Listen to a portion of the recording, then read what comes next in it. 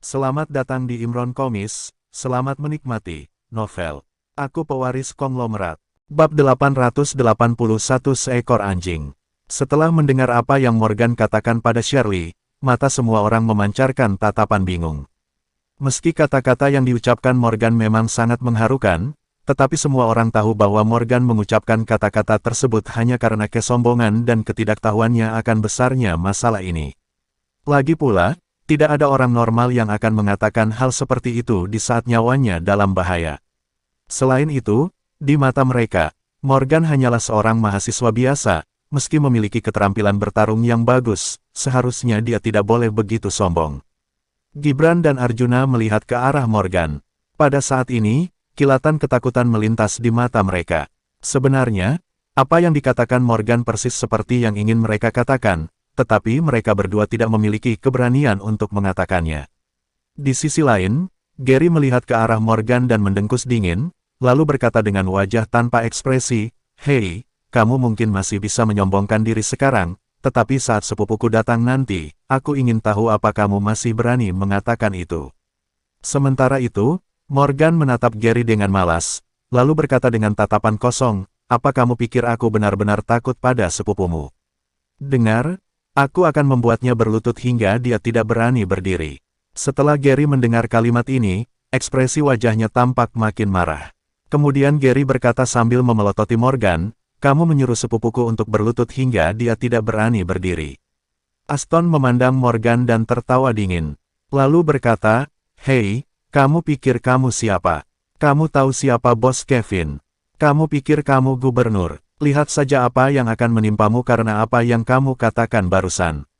Dasar bodoh." Aston merasa Morgan agak terlalu konyol saat ini.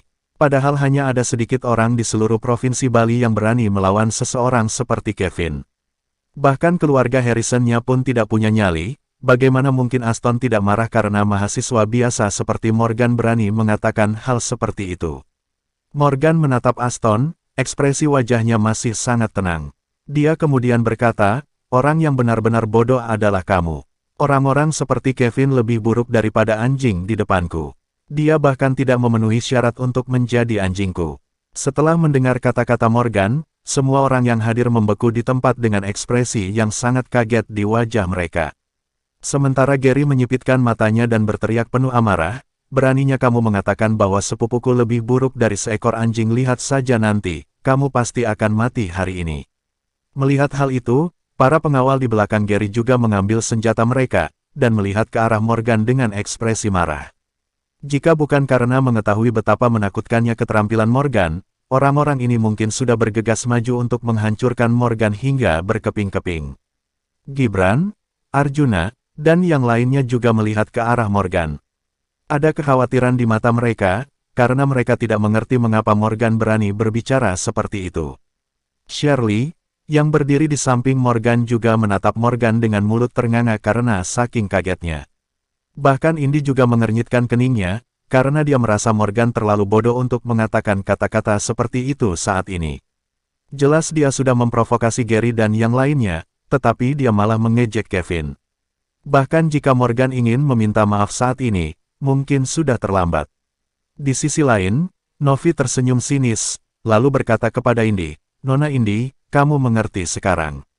Morgan ini sudah gila, untung kamu tidak menelepon Pak Rafael tadi. Orang-orang ini memang menyelamatkanmu, tetapi mereka hanya ingin pamer di depanmu. Lagi pula, kamu seorang selebritas besar. Selain itu, mereka tidak punya otak sama sekali. Meskipun kamu menyelamatkan mereka, mereka masih akan membuat masalah. Pada saat itu, bisakah kamu menyelamatkan mereka?" Mendengar perkataan Novi, mau tak mau Indy mengingat adegan saat Shirley yang menendang mereka terlebih dahulu. Kemudian Indy menghela napas pelan. Meskipun Indy tahu bahwa Morgan dan yang lainnya memiliki niat baik, tetapi cara mereka melakukan sesuatu benar-benar tidak dapat dipahami. Novi menatap Indy dan melanjutkan, "Nona Indy, sekarang keadaan sudah menjadi seperti ini, kita tidak lagi bisa mengendalikannya bahkan jika kita mau. Biarkan saja mereka menyelesaikan masalah yang mereka buat sendiri. Jangan ikut campur." Indy menarik napas dalam-dalam. Pada saat ini, sedikit kekecewaan muncul di matanya. Dia awalnya berencana untuk meminta Morgan dan yang lainnya meminta maaf, dan kemudian dia akan membantu Morgan dan yang lainnya untuk menengahi. Akan tetapi, sekarang keadaan menjadi makin rumit, bahkan jika dia memohon belas kasihan, Kevin mungkin tidak akan mau melepaskan Morgan, jadi dia tidak perlu terus ikut campur dalam hal ini. Saat ini, Morgan masih duduk di sana dengan ekspresi tenang di wajahnya. Sementara itu, tiba-tiba terdengar suara langkah kaki di luar. Setelah mendengar suara itu, semua orang menoleh untuk melihat pintu masuk pemandian air panas. Kemudian, mereka melihat sekelompok besar orang berjalan masuk, dan yang berjalan di depan tidak lain adalah Raphael dan Kevin. Ada kilatan kegembiraan di mata Gary saat melihat Kevin. Dia langsung berteriak keras, "Kak Kevin, kamu akhirnya datang juga." Setelah ragu-ragu sejenak, Aston berkata kepada Gibran dan yang lainnya dengan suara rendah, "Mati kalian semua, bos Kevin benar-benar ada di sini." Ketika Gibran mendengar kata-kata Aston, ada sedikit ketegangan yang muncul di matanya. Sementara Morgan masih menunjukkan ekspresi tenang di wajahnya, dia bahkan tidak melihat ke arah Kevin dan yang lainnya. Kevin berteriak dengan wajah tanpa ekspresi, "Siapa yang begitu berani menghajar orang-orangku? Apa kamu sudah bosan hidup?" Gary terdiam sejenak. Dia langsung menunjuk posisi Morgan, lalu berteriak dengan penuh semangat, "Kak Kevin, anak ini yang menghajar orang-orang kita. Dia sudah bosan hidup, bunuh saja dia." Jejak penghinaan melintas di mata Kevin ketika mendengar kata-kata Gary. Dia kemudian berjalan tepat di depan Morgan, dan bertanya pada Morgan dengan suara rendah, "Kamu yang menghajar orang-orangku?" Morgan sedikit mengangguk. "Ya, aku yang melakukannya." "Kenapa?" Kevin memandang Morgan dan terus bertanya, "Kalau begitu, apa kamu tahu siapa aku?" Morgan menjawab dengan santai, "Seekor anjing." Orang-orang yang hadir tercengang lagi setelah mendengar kata-kata Morgan, seolah-olah mereka telah dirapal oleh suatu mantra, mereka hanya ternganga dan bahkan lupa mengedipkan mata. Tidak ada yang mengira bahkan ketika Kevin datang sendiri, Morgan masih berani berbicara seperti itu. Saat ini, Indy juga melihat posisi Morgan. Ekspresi wajahnya langsung terlihat muram, karena dia benar-benar tidak mengerti apa yang dipikirkan Morgan. Dia benar-benar berani menyebut Kevin seekor anjing di depan begitu banyak orang. Setelah Kevin sadar, dia berteriak dengan ekspresi yang sangat marah, "Beraninya kamu menyebutku anjing." Setelah selesai berbicara, dia kemudian mengulurkan tangan dan merogoh sakunya. Perlu diketahui, orang seperti Kevin biasanya membawa senjata saat keluar. Setelah Kevin melihat Morgan tadi, dia tahu bahwa Morgan hanyalah seorang mahasiswa biasa. Oleh karena itu, dia tidak benar-benar berniat mengambil tindakan terhadap Morgan, dia tidak ingin membuang waktu untuk orang seperti Morgan. Akan tetapi, dia tidak menyangka Morgan begitu sombong, dia bahkan menyebut dirinya anjing di depan begitu banyak orang. Tentu saja Kevin tidak bisa menerima hal ini. Dia tidak berniat untuk berbicara omong kosong dengan Morgan lagi, dan dia akan memberi Morgan pelajaran dengan senjatanya. Bab 882 Saya tidak keberatan. Kata-kata Morgan membuat situasi menjadi menegangkan. Saat ini, Kevin tidak ingin berbicara omong kosong lagi, dia langsung mengangkat tangan dan hendak mengeluarkan senjatanya. Akan tetapi, sebelum Kevin sempat mengeluarkan senjatanya, seorang pria bergegas ke belakang Kevin, mengangkat kakinya dan menendang PT Kevin dengan tendangan keras. Karena ditendang ke sumber air panas, Kevin pun meronta, dan langsung berdiri, lalu berteriak keras, "Siapa yang baru saja menendangku? Kamu tidak ingin hidup lagi, iya?" Namun, orang yang menendang Kevin ke arah sumber air panas itu tak lain adalah Raphael. Dia berkata, "Kevin, kurasa kamulah yang tidak ingin hidup lagi." Saat ini, semua orang yang hadir melihat ke arah Raphael, dan ekspresi wajah mereka tampak makin bingung, mereka tidak tahu mengapa Raphael menendang Kevin. Bahkan Indy melihat posisi Raphael dengan ekspresi bingung di wajahnya, dia tidak tahu apa yang sedang terjadi. Sementara Kevin memandang Raphael dengan jejak keraguan melintas di matanya, lalu bertanya, "Pak Raphael, kenapa kamu menendangku?" Namun, Raphael mengabaikan pertanyaan Kevin, dan berjalan cepat ke arah Morgan, membungkuk dengan hormat, dan berkata kepada Morgan dengan nada yang sangat hormat, "Tuan Muda Morgan, kenapa Anda ada di sini?" Morgan menoleh dan menatap Raphael dengan ringan, lalu berkata dengan acuh tak acuh, "Kamu kenal aku?" Raphael dengan cepat menjawab, dengan butiran keringat halus di dahinya, dan ekspresi yang sangat gugup, "Ya, Tuan Muda Morgan." "Saya Raphael." "Siapa?" "Orang ini ternyata Tuan Muda Morgan." Pak Rafael sudah bicara seperti itu, jadi dia pasti Tuan Muda Morgan. Bos-bos besar yang ikut Rafael ke sini menunjukkan ekspresi kaget setelah mendengar apa yang dikatakan Rafael kepada Morgan. Kemudian mereka semua bergegas ke depan Morgan, dan menyapa Morgan dengan semangat, Tuan Muda Morgan, halo. Perlu diketahui, para bos besar ini baru saja mendengar beberapa hal tentang Morgan dari Rafael. Meskipun hal-hal tersebut tidak terlalu signifikan, tetapi cukup untuk membuat mereka memahami betapa mengerikannya latar belakang identitas Morgan. Saat ini, karena orang-orang ini telah bertemu Morgan, tentu saja mereka tidak berani mengabaikannya sedikitpun. Indy, Shirley, dan lainnya juga memandang Morgan dengan bingung. Mereka melihat bos-bos besar yang sangat terkenal di Provinsi Bali itu semuanya berdiri di depan Morgan dengan begitu sopan. Bagaimana mungkin mereka tidak bingung? Orang ini adalah Tuan Muda Morgan, gumam Aston. Aston, penyelamat yang dipanggil Gibran, juga sedikit tercengang saat ini. Dia kurang lebih juga telah mendengar tentang Morgan. Tentu saja dia tidak menyangka bahwa Morgan teman Gibran adalah Tuan Muda Morgan yang terkenal di Provinsi Jawa Timur. Kevin yang sedang berdiri di pemandian air panas makin bingung saat ini, karena Rafael tadi menyinggung soal Tuan Muda Morgan saat makan. Meskipun dia juga penuh rasa ingin tahu tentang orang terhormat seperti Morgan, dia tahu bahwa dia tidak memenuhi syarat untuk mengenalnya. Akan tetapi, siapa sangka dia akan bertemu dengan Tuan Muda Morgan secepat itu. Dan yang paling mengejutkan adalah orang-orangnya sendiri ternyata berkonflik dengan Tuan Muda Morgan. Awalnya di mata Kevin, seharusnya yang disebut Tuan Muda Morgan ini adalah orang yang sangat mengerikan, tua dan memiliki tubuh yang kekar dengan banyak tato.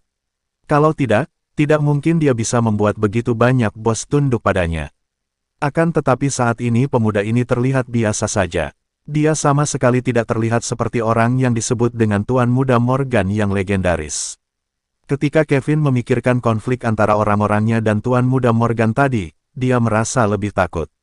Dia tidak tahu apa yang harus dilakukan untuk sementara waktu. Sementara, Indy, Shirley, Gibran, dan lainnya terlihat makin bingung. Sepanjang pengetahuan mereka, Morgan hanyalah orang biasa. Akan tetapi saat ini dia telah menjadi Tuan Muda Morgan.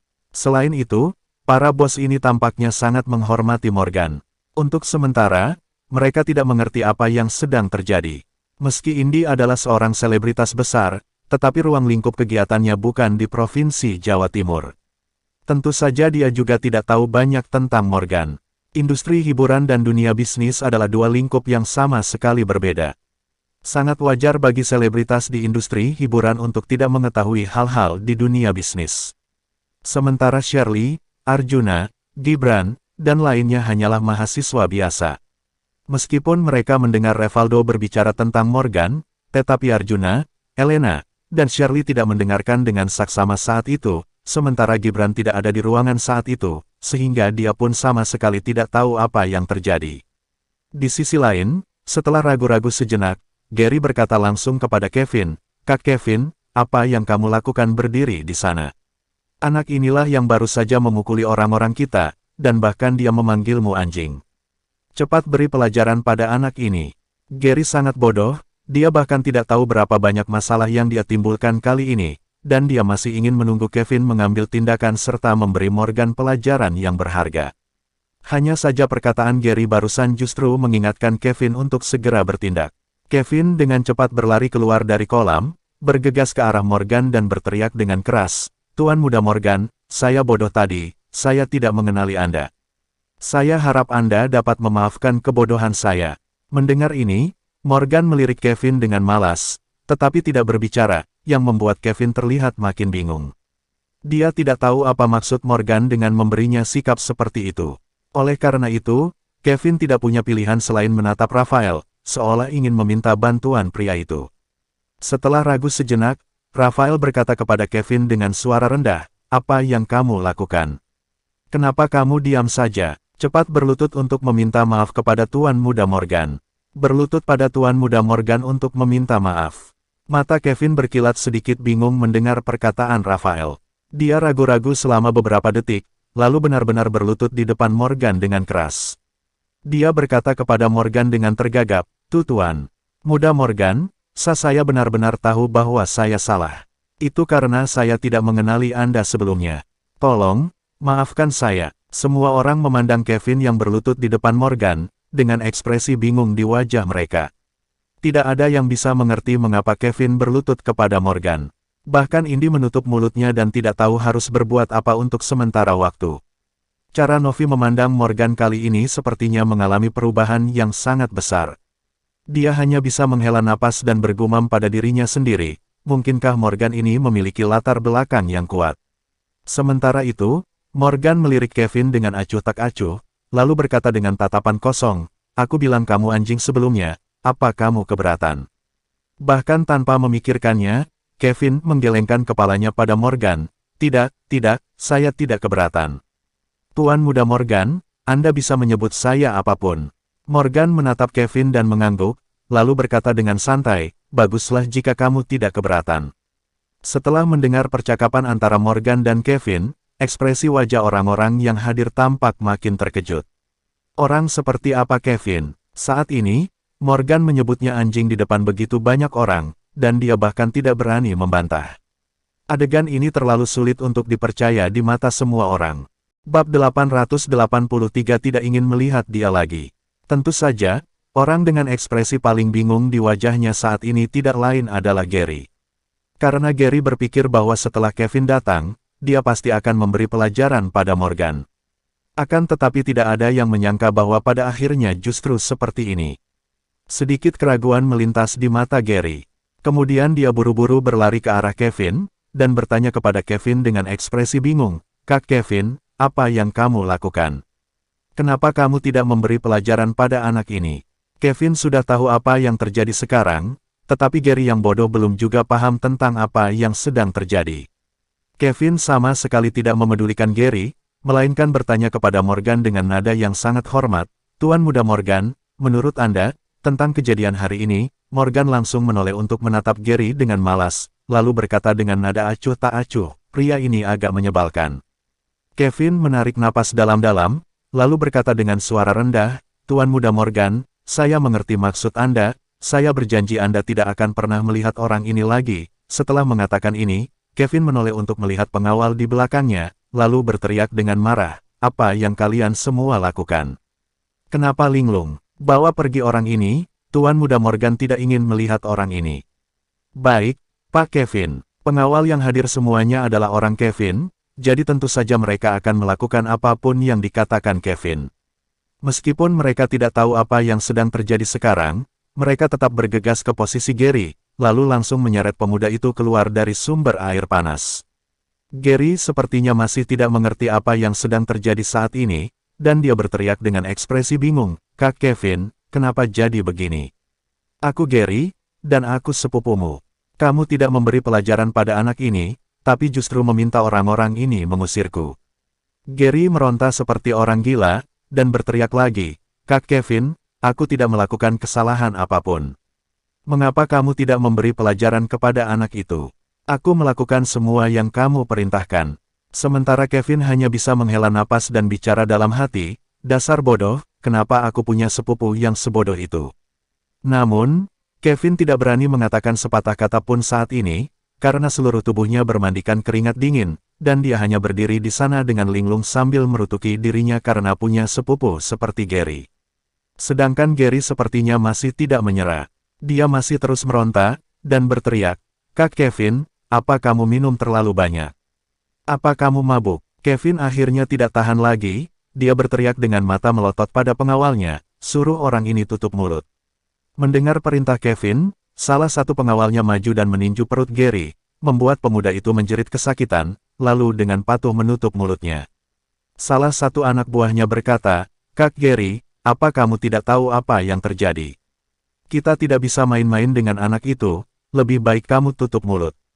Kalau tidak, jika kamu benar-benar mengganggu orang itu, kamu pasti tidak akan memiliki hidup yang baik." Gary tampak sedikit bingung dan berteriak, dia punya latar belakang apa?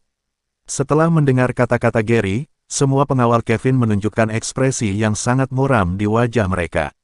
Mereka benar-benar tidak tahu apa Gary benar-benar bodoh atau pura-pura bodoh saat ini.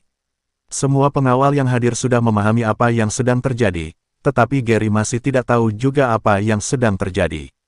Setelah beberapa saat, Gary akhirnya dibawa keluar. Situasi di pemandian air panas menjadi sunyi dalam sekejap. Raphael adalah orang yang paling mengetahui kekuatan Morgan. Karena saat ini Morgan tidak berbicara, jadi Raphael bahkan tidak berani bergerak, sementara Kevin masih berlutut. Untuk beberapa saat, dia tidak tahu harus berbuat apa. Di sisi lain, tak satu pun dari Gibran, Indi, Arjuna, dan lainnya yang tahu apa yang sedang terjadi. Ekspresi wajah Kevin makin tenang, lalu dia bertanya kepada Morgan dengan lembut, "Tuan Muda Morgan, apakah Anda punya perintah lain?" Morgan menjawab dengan enteng kepada Kevin, "Pergilah ke sana dan minta maaf pada teman-temanku." Mendengar hal tersebut, Kevin menatap Morgan dengan bingung. Akan tetapi dia tidak bisa berpikir terlalu lama, lalu dengan cepat dia bangkit dan berjalan di depan Gibran, Arjuna dan yang lainnya. Kemudian dia meminta maaf dengan tulus. Saat ini, Kevin mungkin bahkan tidak tahu kenapa dia meminta maaf. Setelah melihat Kevin meminta maaf, Morgan berdiri perlahan, menggeliat ringan, dan berkata dengan enteng, "Gibran, hari sudah sore, bukankah kita juga harus kembali?" Gibran masih belum menyadari apa yang sedang terjadi, dan berteriak dengan ekspresi bingung, "Hah?" Shirley dengan cepat mengulurkan tangan dan mendorong Gibran, "Hah apa?" Morgan bilang kita harus kembali. Setelah Gibran sadar, dia mengangguk dengan cepat. "Oh, iya, ayo kita pergi. Ayo." Morgan mengangguk dengan ringan, lalu berjalan langsung keluar dari pemandian air panas. Meskipun Gibran dan teman lainnya penuh keraguan, mereka tidak berdaya karena banyak orang yang menonton, sehingga mereka tidak berani bertanya lagi. Mereka hanya bisa mengikuti Morgan keluar dari pemandian air panas. Shirley dengan singkat mengucapkan beberapa patah kata kepada Indi, lalu mengikuti Morgan keluar dari pemandian air panas. Sedangkan Raphael, Kevin, dan yang lainnya berdiri di sana lalu membungkuk, menyaksikan Morgan pergi tanpa berani mengucapkan sepatah kata pun. Beberapa menit kemudian, semua orang perlahan menegakkan tubuh setelah melihat Morgan dan yang lainnya pergi. Ekspresi wajah Raphael sangat tegang. Dia kemudian mengulurkan tangan untuk menyeka keringat di wajahnya, lalu menoleh, dan berkata kepada Kevin, "Kevin, kamu beruntung hari ini, Tuan Muda Morgan tidak terlalu peduli dengan masalah ini dan tidak melakukan apapun padamu." Saat ini, Kevin juga merasa seolah telah melewati rintangan yang mengerikan, jadi dia tergagap, "Benar, Pak. Pak Raphael, aku juga tidak menyangka Tuan Muda Morgan akan melepaskan aku begitu mudah." "Terima kasih, Pak Raphael. Jika bukan karena Anda, aku tidak akan bisa mengenali Tuan Muda Morgan dan mungkin sudah membuat masalah yang besar." Terakhir kali, ketika Edward menyinggung Tuan Muda Morgan, Tuan Muda Morgan langsung memintanya untuk memberikan keuntungan 70% sahamnya setiap tahun. "Kamu benar-benar beruntung hari ini. Kamu harus mengurus sepupumu," ucap Raphael perlahan. Setelah ragu-ragu sejenak, Kevin pun bertanya kepada Raphael dengan lembut, "Pak Raphael, menurutmu bagaimana cara yang tepat untuk mengurusnya?" Raphael mengerutkan kening dan membentak, "Bukankah kamu berbicara omong kosong denganku? Tuan Muda Morgan tidak ingin melihat orang itu lagi, jadi bagaimana caramu mencegah Tuan Muda Morgan melihat orang itu?" Kevin ragu-ragu sejenak, lalu sedikit mengangguk ke arah Raphael, Aku mengerti. Lagi pula, orang-orang seperti Kevin dan Raphael adalah gangster, jadi mereka tahu apa yang harus mereka lakukan dalam masalah ini." Setelah ragu-ragu sejenak, Indi dengan cepat berjalan di depan Kevin dan Raphael, lalu berkata dengan gugup, "Pak Raphael, Bos Kevin, kejadian hari ini semua karena saya, maafkan saya."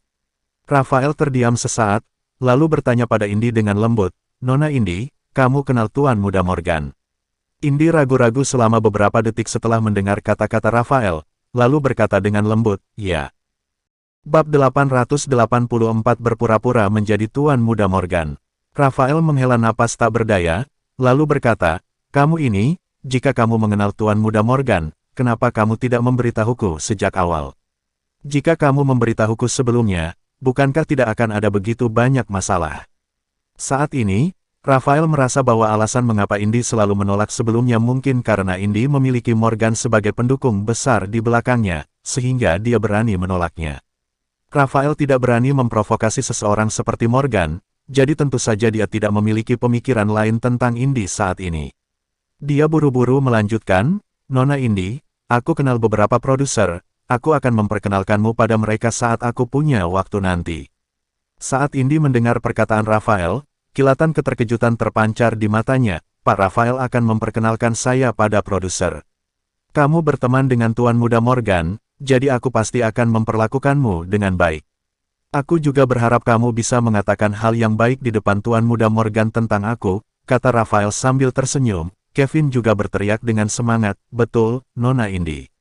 Aku juga kenal beberapa sutradara hebat, aku akan memperkenalkanmu pada mereka saat ada kesempatan.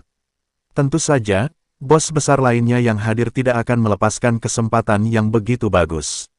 Mereka semua berkata kepada Indi dengan ekspresi bersemangat. Untuk sesaat, Indi memandangi orang-orang ini dan tercengang. Dia berdiri di sana dengan linglung, tidak tahu harus berbuat apa. Indi tidak mengerti mengapa orang-orang ini tiba-tiba ingin menyenangkannya. Namun, Novi yang berdiri di samping tahu dalam hatinya bahwa semua ini pasti ada hubungannya dengan Morgan. Oleh karena itu, Novi menghela napas dan bergumam dalam hatinya, siapa Morgan ini sebenarnya? Di sisi lain, Morgan, Gibran, dan lainnya akan berkendara kembali ke resor setelah meninggalkan pemandian air panas di kolam suci. Setelah semua orang masuk ke dalam mobil, suasana menjadi canggung. Lagi pula, apa yang terjadi barusan terlalu aneh bagi mereka. Shirley adalah orang pertama yang tidak tahan. Dia menoleh untuk melihat Morgan, dan bertanya pada Morgan dengan lembut, Morgan, apa yang baru saja terjadi? Mengapa orang-orang itu begitu takut padamu? Mengapa mereka berlutut dan meminta maaf padamu? Gibran juga sangat bingung, dan dia juga bertanya kepada Morgan dengan suara rendah, ya, Morgan, apa yang sebenarnya terjadi? Apa yang kamu sembunyikan dari kami? Setelah ragu-ragu sejenak, Morgan bertanya dengan lembut, apa kalian tahu mengapa kita tinggal di villa besar di resor? Gibran menjawab, bukankah karena temanmu Yura? Morgan berkata dengan enteng, bukan karena Yura, tapi karena aku. Setelah mendengar kalimat ini, semua orang menoleh untuk melihat Morgan, mata mereka tampak makin tidak percaya. Karena kamu, Shirley memandang Morgan dengan lebih bingung, dan kembali bertanya, Morgan, apa yang terjadi? Siapa kamu sebenarnya? Mengapa kamu memenuhi syarat untuk tinggal di villa? Apa kamu memiliki identitas tersembunyi? Sementara Morgan tersenyum tipis dan berkata dengan lembut, apa kalian tahu tentang Tuan Muda Morgan di Provinsi Jawa Timur? Terakhir kali kita makan malam dengan Revaldo, sepertinya aku mendengar sesuatu tentang Tuan Muda Morgan, tapi aku tidak mendengarkan dengan saksama, dan aku tidak tahu persis apa yang mereka bicarakan, jawab Shirley dengan lembut. Kemudian dia melihat ke arah Morgan, dan tiba-tiba dia berkata dengan ekspresi terkejut, orang-orang tadi memanggilmu Tuan Muda Morgan, Morgan, kamu bukan Tuan Muda Morgan dari Provinsi Jawa Timur, kan? Kamu bukan generasi kedua yang sangat kaya itu, kan? Kamu terlalu banyak berpikir. Seharusnya kamu lebih tahu dari orang lain bagaimana kondisiku. Ketika aku masih sekolah, aku sangat miskin dan bahkan tidak mampu membayar uang sekolah, bukan? Bagaimana aku bisa menjadi generasi kedua yang kaya, tukas Morgan. Morgan tidak ingin memberitahu Shirley, Gibran, dan lainnya tentang identitas aslinya saat ini, jadi dia langsung membantah pernyataan Shirley. Arjuna mengulurkan tangan dan menggaruk kepalanya yang tidak gatal, lalu berkata dengan nada bingung, kalau begitu apa yang terjadi? Kenapa kamu bisa membuat kami tinggal di villa besar? Aku agak bingung sekarang. Morgan memandangi teman-temannya dan berkata sambil tersenyum, sebenarnya kejadiannya seperti ini, meskipun aku bukan Tuan Muda Morgan dari Provinsi Jawa Timur, tapi aku agak mirip dengan Tuan Muda Morgan dari Provinsi Jawa Timur itu. Apalagi namaku juga Morgan, sehingga orang-orang salah paham. Mereka mengira bahwa aku adalah Tuan Muda Morgan dari Provinsi Jawa Timur. Aku juga tidak menyangkal hal-hal ini. Oh, jadi begitu ceritanya tadi, ucap Arjuna. Shirley, Gibran, dan yang lainnya juga sedikit mengangguk. Meski penjelasan Morgan juga sangat sulit untuk bisa dipercaya, tetapi itu jauh lebih mudah daripada memberitahu Gibran, Shirley dan yang lainnya bahwa dia sebenarnya memang Tuan Muda Morgan. Lagi pula, Shirley dan teman-teman lainnya pasti tidak bisa menerima fakta bahwa Morgan adalah Tuan Muda Morgan yang sebenarnya, karena perbedaan antara Morgan dan generasi kedua yang super kaya itu terlalu jauh. Akan tetapi, jika dikatakan bahwa Morgan hanya mirip dengan Tuan Muda Morgan, dan orang lain salah mengira bahwa Morgan adalah Tuan Muda Morgan, maka mereka akan lebih mudah menerimanya. Gibran ragu-ragu sejenak, lalu kembali bertanya kepada Morgan dengan lembut, kalau begitu, alasan mengapa orang-orang ini begitu takut pada Morgan adalah karena mereka semua mengira Morgan adalah Tuan Muda Morgan, jadi karena itu maka masalahnya berakhir seperti ini, kan? Morgan mengangguk dengan ringan, dan menjawab, ya, kamu bisa memahaminya seperti itu. Shirley memandang Morgan seolah khawatir, dan berteriak, kalau begitu Morgan, bukankah kamu hanya berpura-pura menjadi Tuan Muda Morgan? Bagaimana jika kamu ketahuan? Ya Morgan, palsu tetap palsu, orang-orang ini tidak mudah terprovokasi. Begitu orang-orang ini mengetahui bahwa kamu palsu, orang-orang ini pasti tidak akan melepaskanmu, kata Arjuna. Ketika Morgan mendengar kata-kata ini dari teman-temannya, jejak ketidakberdayaan muncul di mata Morgan. Kemudian dia berkata dengan enteng, sebenarnya aku tidak berpura-pura, karena aku tidak pernah mengatakan bahwa aku adalah Tuan Muda Morgan. Mereka sendiri yang salah paham dan mengira aku adalah Tuan Muda Morgan, apa hubungannya denganku jika mereka salah paham? Bahkan jika mereka mengetahuinya, di mana mereka dapat menemukanku? Kalian juga tahu, aku melakukan banyak pekerjaan untuk membayar biaya sekolahku, jadi akan sangat sulit untuk menemukanku. Setelah Gibran berpikir beberapa saat, dia berkata dengan lembut, itu benar. Tapi untuk berjaga-jaga, sebaiknya kita jangan tinggal di resor. Ayo kita cepat pergi dari sini, kalau tidak, jika mereka menemukan Morgan, itu akan merepotkan. Shirley mengangguk dan berkata, kurasa Gibran benar. Meski kali ini kita lolos, bukan berarti kita akan selalu beruntung. Ayo cepat pergi. Karena Morgan melihat orang-orang ini khawatir dengan keselamatannya dan ingin pergi, dia pun tidak banyak bicara. Di sisi lain, Gibran tiba-tiba memutar kepalanya, dan melirik Morgan, lalu bertanya pada Morgan dengan rasa ingin tahu, ngomong-ngomong, Morgan, sejak kapan kamu menjadi begitu kuat? Kamu bisa menangani begitu banyak pengawal sendirian.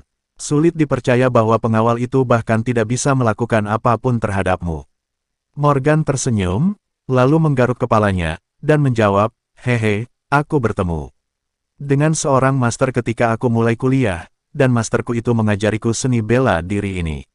Oh, jadi begitu? Pungkas Gibran seraya mengangguk ringan, tanpa banyak bertanya lagi.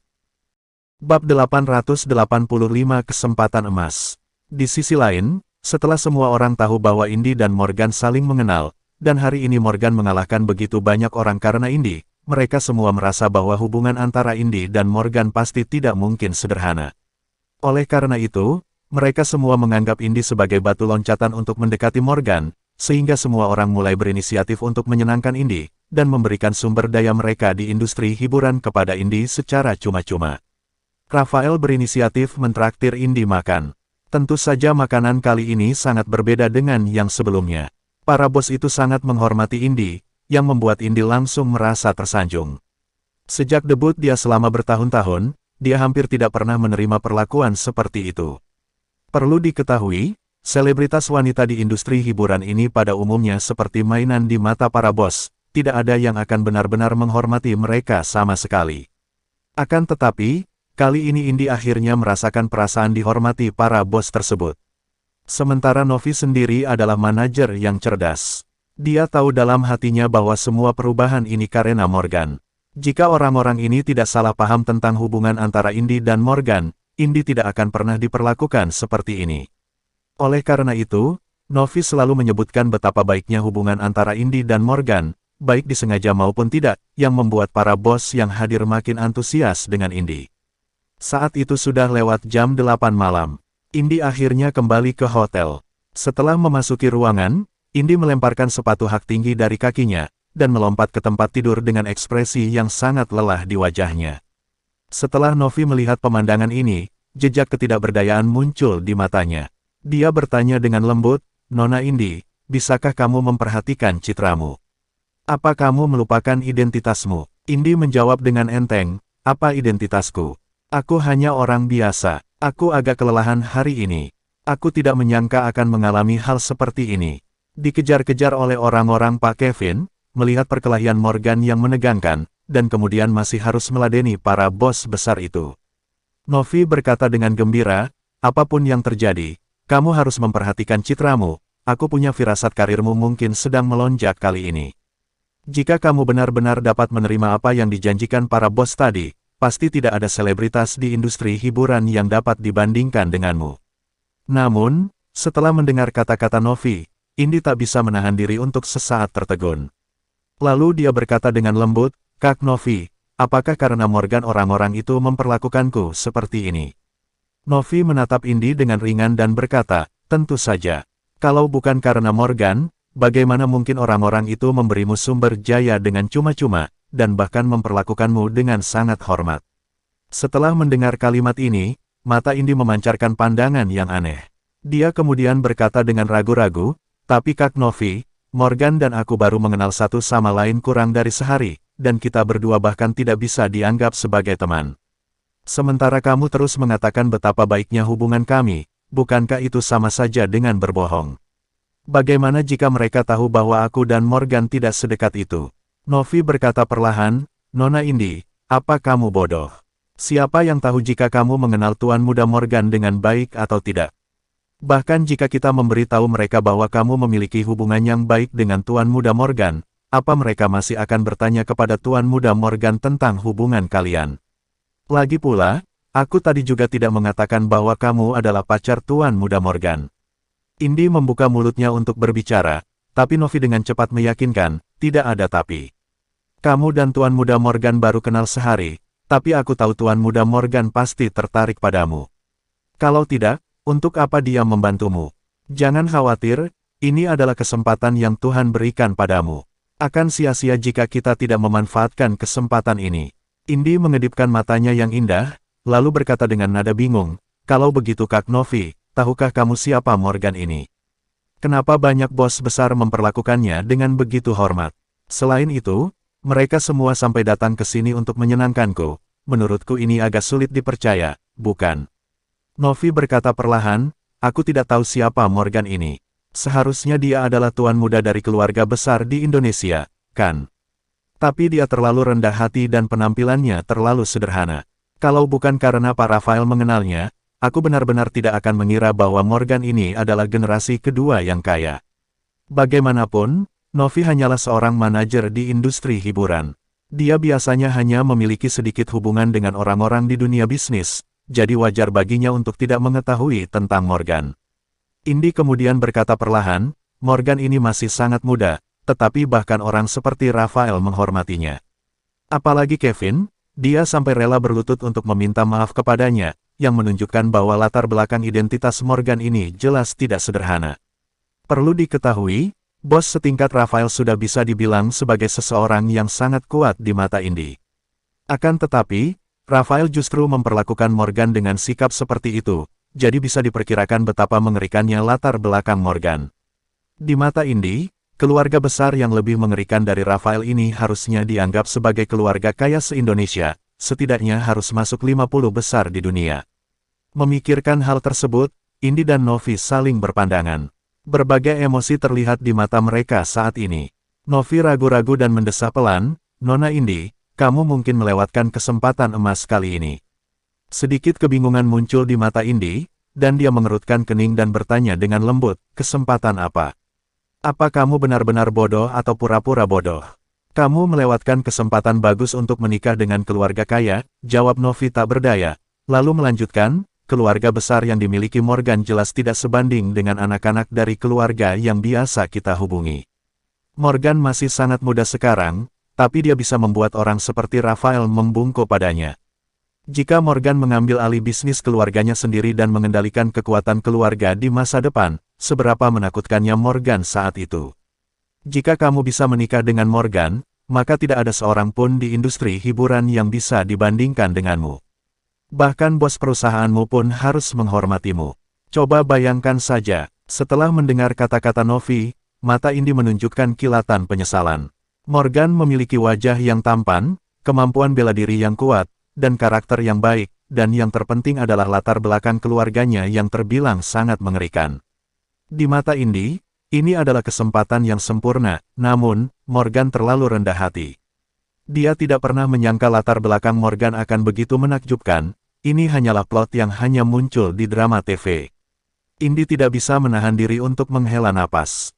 Lalu menghibur dirinya sendiri dengan lembut, "Tidak apa-apa jika aku melewatkannya, jika Kami berdua tidak memiliki takdir untuk bersama, tidak peduli seberapa keras aku berusaha, aku juga tidak akan mendapatkan kesempatan seperti itu. Novi kembali berkata sambil tersenyum, Nona Indi, kamu tidak perlu khawatir, Indonesia ini sangat besar. Aku pikir kita pasti akan memiliki kesempatan untuk bertemu Tuan Muda Morgan nanti, dan belum terlambat bagi kita untuk mencari jalan. Bagaimanapun, kamu sangat cantik, Nona Indi. Indi berkata dengan nada khawatir, berapa tahun lagi aku bisa tetap menjaga kecantikanku? Setelah beberapa tahun, aku mungkin tidak bisa dibandingkan dengan gadis-gadis muda dan cantik di luar sana. Bab 886 Pil Pengendali Jiwa. Gibran, Shirley, Arjuna, Elena dan lainnya percaya dengan penjelasan Morgan. Mereka semua merasa bahwa Rafael, Revaldo dan lainnya menganggap Morgan sebagai Tuan Muda Morgan yang begitu berkuasa di 4 provinsi besar, sehingga mereka sangat menghormati Morgan. Oleh karena itu, Gibran, Shirley, dan yang lainnya merasa bahwa Morgan itu hanya berpura-pura. Jika seseorang mengetahuinya kelak, akhirnya tentu akan sangat menyedihkan. Untuk amannya, mereka semua tidak berencana untuk kembali ke resor, tetapi berencana untuk berpisah setelah berdiskusi. Setelah Morgan berpisah dengan Gibran dan lainnya, dia langsung kembali ke Surabaya dengan bus. Akan tetapi setelah kembali ke kota Surabaya, Morgan tidak langsung pulang, melainkan naik taksi menuju rumah Oscar. Karena sudah seminggu penuh sejak Morgan mengirimkan bahan obat ke Oscar terakhir kali, sesuai kesepakatan antara Oscar dan Morgan, Morgan akan datang menemui Oscar untuk menjadi muridnya seminggu kemudian. Morgan tahu bahwa kejadian di resor itu pasti berdampak besar pada Gibran dan yang lainnya, tetapi untungnya, mereka semua pada akhirnya percaya dengan penjelasan Morgan. Kalau tidak, begitu Gibran dan teman lainnya mengetahui identitas Morgan yang sebenarnya, maka Morgan tidak tahu bagaimana menjelaskannya kepada mereka semua. Pada saat Morgan tiba di depan rumah Oscar, sudah lewat jam 7 malam, dan langit pun sudah gelap. Morgan berdiri di depan rumah Oscar, dan sekilas melihat ke sekeliling. Ketika dia melihat gerbangnya terbuka, itu berarti Oscar pasti sudah kembali, jadi Morgan langsung berjalan ke halaman. Mungkin karena hari sudah malam, jadi Oscar dan Prakoso tidak ada di halaman, tetapi lampu di kamar mereka masih menyala. Setelah Morgan ragu-ragu sejenak, dia kemudian berjalan ke pintu dan mengetuk pintu dengan pelan. Masuk, suara Oscar terdengar dari dalam. Morgan mendorong pintu hingga terbuka dan melangkah masuk ke dalam ruangan. Dia melihat Oscar tengah duduk di kursi sambil membaca buku dengan ekspresi wajah yang sangat tenang, seolah dia sama sekali tidak terkejut dengan kedatangan Morgan. Morgan berjalan ke sisi Oscar dan bertanya sambil tersenyum, "Pak Tua, apa yang kamu lakukan beberapa hari ini? Aku datang mencarimu 2 hari yang lalu, tapi kamu tidak ada di rumah." Oscar tidak menyembunyikan apapun dari Morgan, dan langsung menjawab, "Aku pergi ke tempat lain dan mengunjungi beberapa teman lama untuk melakukan sesuatu." Ekspresi terkejut melintas di mata Morgan ketika dia mendengar kata-kata Oscar, dan kemudian dia kembali bertanya, "Memangnya kamu punya teman?" Alasan Morgan mengatakan itu sama sekali bukan untuk bercanda, tetapi dia benar-benar terkejut. Dia sudah lama mengenal Oscar, tetapi dia belum pernah melihat orang lain datang mengunjungi Oscar. Hal itu membuat Morgan merasa bahwa Oscar sepertinya mengisolasi diri dari dunia. Mendengar pertanyaan Morgan, Oscar sepertinya tidak marah, tetapi dia menjawab dengan sangat pelan, aku mengenal beberapa orang ketika aku masih muda, tetapi sekarang aku jarang berhubungan dengan mereka." "Oh," Morgan mengangguk dengan ringan, lalu melanjutkan, "Sesuai dengan kesepakatan kita berdua sebelumnya, setelah aku membantumu menemukan bahan obat yang kamu butuhkan, maka kamu akan menerimaku sebagai murid. Kamu memintaku datang dalam seminggu, dan sekarang waktu itu telah tiba, jadi kamu harus menerimaku sebagai muridmu." Oscar menoleh dan menatap Morgan dengan acuh tak acuh, lalu bertanya dengan wajah tanpa ekspresi, "Kamu yakin mau menjadikanku sebagai gurumu?" Morgan mengangguk dengan cepat, "Tentu saja. Aku sudah melakukan semua yang kamu minta." Oscar terus bertanya, "Lalu kenapa kamu ingin menjadikanku sebagai gurumu?" Setelah berpikir sejenak, Morgan berkata, perlahan, "Apalagi alasannya? Aku hanya berpikir kamu luar biasa dan kekuatanmu sangat hebat. Jika aku menjadikanmu sebagai guruku, aku pasti bisa belajar sesuatu dan menjadi lebih kuat untuk melawan musuhku serta menjaga keselamatanku."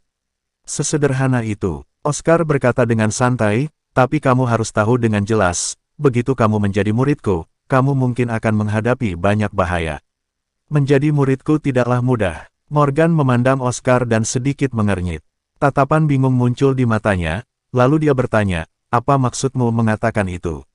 Oscar memandang Morgan, dan berkata dengan serius, ketika aku bepergian ke seluruh Indonesia, aku berseteru dengan banyak ahli seni bela diri. Para ahli seni bela diri itu mencari kesempatan untuk membalas dendam padaku, tapi sekarang aku sudah pensiun dan tidak pernah bepergian. Mereka tidak dapat menemukanku. Bahkan jika mereka menemukanku, mereka bukanlah lawanku. Jadi jika kamu menjadi muridku, maka orang-orang ini mungkin akan mengganggumu. Apa kamu mengerti maksudku? Ternyata ada begitu banyak hal menakutkan untuk menjadi muridmu, kata Morgan dengan nada yang sepertinya sedikit kecewa. Oscar menambahkan, jika kamu menyesalinya sekarang, masih belum terlambat, kamu tidak perlu menjadi muridku. Selama kamu bukan muridku, orang-orang itu pasti tidak akan mengambil inisiatif untuk mengganggumu dan tidak akan ada bahaya yang mengancammu selain bahaya dari orang-orang Bank Merchant. Morgan menyipitkan matanya dan berteriak dengan ekspresi sangat kesal, lalu kenapa kamu tidak memberitahuku hal-hal ini sebelum aku pergi mencari bahan obat? Apa maksudmu dengan mengatakan semua ini sekarang? Lalu bagaimana dengan bahan obat yang kudapatkan untukmu? Bukankah itu berarti aku melakukannya dengan sia-sia? Apa kamu mempermainkanku, Pak Tua? Tidak bisa dibilang kamu melakukannya dengan sia-sia. Oscar menggelengkan kepalanya dengan ringan, lalu melanjutkan, selain itu, kamu tidak mencari bahan obat ini untukku, tetapi kamu melakukannya untuk dirimu sendiri. Bahan obat itu untuk kepentinganmu, untuk diriku sendiri. Morgan menatap mata Oscar dengan sedikit kebingungan, lalu mengerutkan kening, dan bertanya, apa maksudmu mengatakan itu? Oscar tidak menjawab perkataan Morgan, melainkan mengeluarkan kotak brokat dan menyerahkannya kepada Morgan. Morgan mengambil kotak brokat itu, dan bertanya pada Oscar dengan tatapan bingung, apa ini? Oscar berkata perlahan, beberapa hari yang lalu aku pergi mencari seorang alkemis yang aku kenal ketika aku masih muda. Kamu beruntung, alkemis itu masih hidup dan masih sehat. Aku memintanya untuk membuat bahan obat yang kamu temukan menjadi pil mujarab. Morgan membeku sesaat ketika dia mendengar kata-kata Oscar. Kemudian dia dengan cepat membuka kotak brokat itu dan melihat bahwa memang ada pil mujarab berwarna hijau zamrud di dalamnya. Pil mujarab itu memancarkan pancaran cahaya hijau zamrud yang terasa sangat magis. Ketika sedang mencari bahan obat, Morgan mendengar Afika berbicara tentang alkemis dan pil mujarab, tetapi baru kali ini Morgan melihat pil mujarab yang asli. Morgan bertanya pada Oscar dengan nada bingung, untuk apa pil mujarab ini? Oscar memandang Morgan dan menjelaskan, pil mujarab ini namanya pil pengendali jiwa. Fungsi utamanya adalah untuk memperbaiki fisik seseorang. Karena kamu kurang gizi dan kamu bodoh, jadi kamu tidak cocok untuk menjadi ahli seni bela diri. Akan tetapi jika kamu makan pil pengendali jiwa ini, maka kekuatan tubuhmu akan sangat meningkat. Pada saat itu, kemampuan fisikmu juga akan sangat meningkat. Bahkan jika kamu tidak menjadikanku sebagai gurumu, pil pengendali jiwa itu juga akan baik untuk meningkatkan efektivitas tempurmu sendiri. Jadi, jika kamu berurusan dengan orang biasa atau bahkan ahli seni bela diri tingkat rendah, seharusnya tidak akan ada masalah besar. Bab 887 memang begitu aturannya. Setelah mendengar penjelasan Oscar, mata Morgan berkilat kaget. Dia tanpa sadar menatap pil mujarab di dalam kotak brokat, lalu mengerutkan kening dan berkata, apa ada hal yang begitu ajaib di dunia ini? Oscar menjawab Morgan dengan acuh tak acuh, iya, ada begitu banyak hal ajaib di dunia ini, dan ada begitu banyak hal yang tidak kamu ketahui. Setelah Morgan ragu-ragu selama beberapa detik, dia berkata dengan suara rendah, kamu yakin pil mujarab ini akan membuatku lebih kuat? Oscar mendengkus dingin dan mengoreksi, pil mujarab tidak membuatmu lebih kuat, tapi meningkatkan kebugaran fisikmu. Jika kamu ingin lebih kuat, kamu harus meningkatkan seni bela dirimu. Morgan berkata dengan nada sedikit waspada, lalu bagaimana aku tahu jika apa yang kamu katakan itu benar? Bagaimana jika pil mujarab yang kamu berikan kepadaku adalah racun? Oscar tidak marah saat mendengar kata-kata Morgan. Dia justru berkata dengan sangat tenang, aku tidak punya alasan untuk menyakitimu. Kenapa aku harus memberimu racun? Pada titik ini kamu mungkin benar-benar tidak punya alasan untuk menyakitiku, tapi ada begitu banyak orang di luar sana yang ingin membunuhku, jadi aku tidak tahu siapa yang bisa dipercaya dan siapa yang tidak, jawab Morgan dengan tegas. Morgan memandangi pil mujarab di tangannya dan merasa sedikit ragu-ragu di dalam hatinya. Meskipun Morgan merasa bahwa Oscar sepertinya tidak membohonginya, tetapi dia telah bertemu terlalu banyak pembunuh akhir-akhir ini, jadi dia tidak dapat menjamin bahwa Oscar benar-benar dapat dipercaya. Sementara Oscar memandang Morgan dari atas ke bawah, lalu berkata dengan tatapan kosong, jika aku benar-benar ingin menyakitimu, aku bisa membunuhmu sekarang. Berdasarkan keahlianmu, seharusnya tidak sulit bagiku untuk membunuhmu. Selain itu, kamu sendirian sekarang, jadi tidak akan ada siapapun yang bisa menyelamatkanmu. Morgan tiba-tiba mendongak menatap Oscar. Dia merasa apa yang dikatakan Oscar sangat masuk akal. Lagi pula, Morgan saat ini bahkan tidak bisa mengalahkan Prakoso, apalagi mengalahkan Oscar. Bukankah sama saja cari mati? Jadi masuk akal juga jika Oscar benar-benar ingin membunuhnya, dia sama sekali tidak perlu melakukan trik sebesar itu.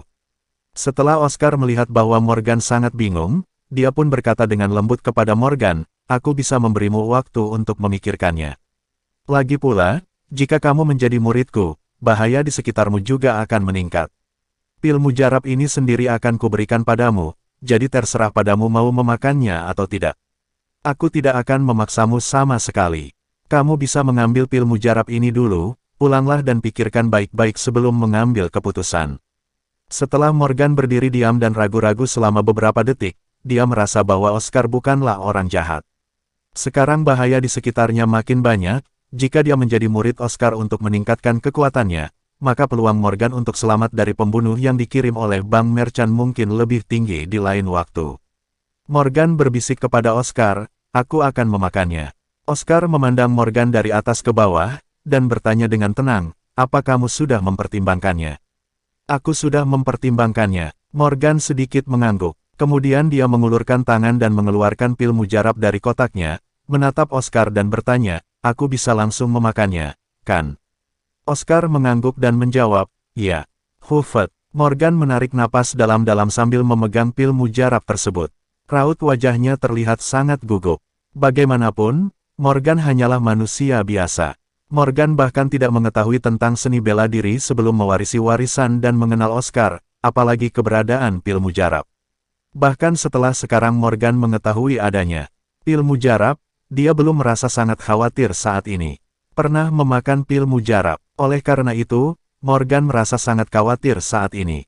Morgan masih tampak sedikit ragu-ragu dan bertanya kepada Oscar, pil mujarab ini tidak akan menimbulkan efek samping, kan? Mendengar ini, Oscar tersenyum dan berkata dengan lembut, aku tidak tahu apakah pil mujarab ini ada efek sampingnya atau tidak. Aku juga belum pernah memakannya. Tapi tenang saja, kamu tidak akan mati jika kamu makan pil mujarab ini, paling-paling kamu hanya akan merasa sedikit rasa sakit. Merasa sedikit sakit, Morgan membeku sejenak, lalu mengerutkan kening dan bertanya, sakit yang seperti apa? Oscar bersusah payah untuk menjelaskan, efek yang paling utama dari pil mujarab ini adalah untuk meningkatkan kebugaran fisik. Kalau kamu ingin meningkatkan kebugaran fisikmu, kamu harus sedikit merasa sakit, sudahlah, percuma banyak bertanya sekarang. Bukankah aku akan tahu apa yang terjadi setelah memakannya? Jawab Morgan dengan suara rendah, lalu mengambil pil mujarab dan memasukkan ke mulutnya. Setelah pil mujarab masuk ke mulut Morgan, Morgan merasa seperti telah meminum obat tradisional paling pahit di dunia, rasa pahitnya hampir membuatnya ingin memuntahkannya. Tetapi, Morgan menahan keinginan itu pada akhirnya. Dia menggertakkan giginya dan menelan langsung pil mujarab tersebut. Usai makan pil mujarab itu, Morgan sempat menggerakkan tubuhnya, tetapi dia tidak merasakan adanya perubahan. Jadi, dia mengerutkan kening dan bertanya pada Oscar, Pak Tua, kamu tidak membodohiku, kan? Kenapa aku tidak merasakan apa-apa? Oscar dengan enggan menjawab Morgan, apa menurutmu ini adalah obat ajaib yang ada di serial TV? Apa kamu merasa sedang di dunia dongeng? Butuh setidaknya setengah jam untuk pil mujarab semacam ini masuk ke tubuhmu, jadi kamu tidak perlu terburu-buru. Jadi begitu, Morgan mengangguk dengan ringan. Kemudian dia memandang Oscar dan bertanya, baiklah, sekarang aku sudah makan pil mujarab, dan aku sudah melakukan semua yang kamu minta. Bisakah aku menjadikanmu sebagai guruku sekarang? Oscar memandang Morgan dan berkata perlahan, aku sudah memberitahumu sebelumnya bahwa jika kamu benar-benar menjadikanku sebagai guru, itu mungkin akan membahayakan hidupmu. Para ahli seni, bela diri yang ingin membalas dendam padaku, mungkin akan mencarimu. Apa kamu yakin masih ingin menjadikanku sebagai gurumu? Tentu saja aku yakin. Morgan mengangguk dengan cepat bahkan tanpa memikirkannya, lalu melanjutkan, aku membuang begitu banyak energi untuk mencari bahan obat untukmu dan makan pil mujarab, bukankah aku melakukannya hanya untuk menjadikanmu sebagai guruku? Apa kamu akan berubah pikiran sekarang? Oscar berkata sambil tersenyum, kenapa aku harus berubah pikiran? Aku hanya ingin memastikan apa kamu benar-benar ingin menjadikanku sebagai gurumu. Morgan berkata kepada Oscar dengan nada sedikit tak berdaya, tentu saja aku sangat ingin menjadikanmu sebagai guruku. Tidak perlu menanyakannya lagi. Oscar berkata perlahan, baiklah kalau begitu, karena kamu yakin ingin menjadikanku sebagai gurumu, maka berlututlah dan beri hormat padaku. Berlutut. Morgan tidak bisa menahan diri untuk tidak membeku sesaat setelah mendengar kata-kata Oscar. Lalu dia bertanya sambil menggaruk kepalanya, Pak Tua, kita berdua sudah begitu akrab, bisakah kita melewati langkah berlutut? Oscar langsung menggelengkan kepalanya. Tidak. Memang begitu aturannya. Morgan mengerutkan kening dan berteriak, aturan apa itu? Kenapa aku belum pernah mendengar ada aturan seperti itu? Oscar berkata kepada Morgan dengan nada serius, dalam seni bela diri, jika kamu ingin menjadi murid, kamu memang harus berlutut pada gurumu untuk memberi hormat. Bab 888 akhirnya Morgan sadarkan diri. Di rumah Oscar, Morgan memandang Oscar di depannya dengan ekspresi sangat tak berdaya di wajahnya. Dia tidak menyangka harus berlutut di hadapan Oscar jika ingin menjadikannya sebagai gurunya. Apalagi, keinginan Morgan menjadikan Oscar sebagai gurunya tampak sangat gigih. Morgan merasa telah melakukan banyak hal, jika dia tidak jadi menjadi murid Oscar hanya karena tidak mau berlutut, itu akan sedikit merugikan. Demi mendapatkan kekuatan untuk melawan Bank Merchant, setelah Morgan ragu-ragu untuk waktu yang lama, dia akhirnya memilih untuk berkompromi. Morgan bertanya pada Oscar tanpa daya, aku bisa menjadi muridmu hanya dengan berlutut, kan? Aku hanya perlu berlutut tanpa melakukan hal lain lagi, kan? Oscar berkata dengan tenang, berlututlah dan sajikan teh, kemudian kamu akan menjadi muridku. Kenapa kamu membuatku melakukan banyak hal? Aku sudah melakukan banyak hal, tetapi belum memuaskanmu juga, Jejak ketidakberdayaan muncul di mata Morgan, lalu dia berjalan ke meja dan mengambil cangkir teh. Setelah itu, dia berjalan ke depan Oscar, dan berkata pada Oscar dengan ekspresi serius, Master, terimalah penghormatan dariku dan terimalah aku sebagai muridmu. Setelah mengatakan hal tersebut, Morgan akan berlutut di depan Oscar. Akan tetapi, sebelum lutut Morgan benar-benar tertekuk, tiba-tiba terdengar suara mendengung di kepala Morgan, diikuti rasa sakit yang hebat yang langsung menyebar ke seluruh tubuh Morgan. Rasa sakit itu membuat Morgan merasa seolah-olah ada sesuatu seperti benda tajam yang mengenai organ dalamnya. Tidak ada cara untuk menggambarkan rasa sakitnya. Morgan dapat merasakan detak jantungnya berdebar lebih kencang, jauh lebih kencang daripada detak jantung orang normal biasanya. Ark! Morgan berteriak kesakitan, lalu jatuh ke lantai. Prang! Cangkir teh di tangan Morgan membentur lantai dengan keras, mungkin karena dia tidak tahan dengan rasa sakit yang parah, jadi Morgan pingsan. Di sisi lain, Oscar duduk di sana dengan tenang sambil memperhatikan Morgan yang pingsan. Pada saat ini, suatu keanehan muncul di matanya, dia menoleh dan berkata kepada Prakoso, bawa dia ke kamar, beri dia air setiap 2 jam sekali, tapi jangan beri dia makan. Mendengar perkataan Oscar, Prakoso langsung berlari ke samping Morgan, mengangkat Morgan di pundaknya, dan berlari ke ruangan seberang. Setelah melihat Prakoso dan Morgan pergi, Oscar menghela napas pelan dan bergumam pada dirinya sendiri, aku tidak menyangka pil pengendali jiwa memiliki efek samping yang begitu besar padanya.